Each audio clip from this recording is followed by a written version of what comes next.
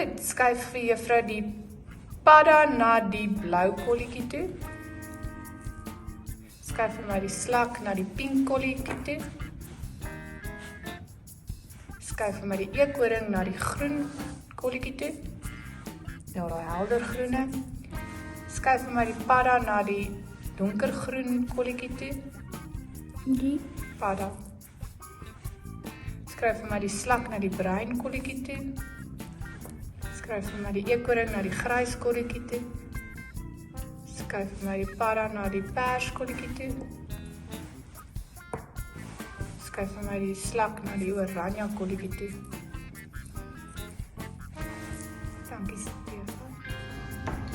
Goed, Annika. Wys gou vir juffrou baie dankie met jou handjies. Baie dankie. Goed, onthou nou mooi in jou kop en dan gaan ons nou die B en die D en die eekhoring uitwys. Juffrou gaan vir jou 'n kleur gee en 'n lettertjie en jy moet die eekhoring op hom gaan neersit. Goed. Annika sit vir my die eekhoring op die blou B. Wat smeer? Goed, Annika sit vir my die eekhoring op die geel D. Annika sit vir my die eekhoring op die rooi D.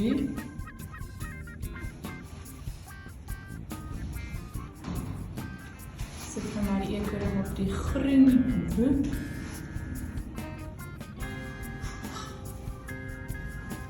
Sit vir my die eekhoring op die rooi D.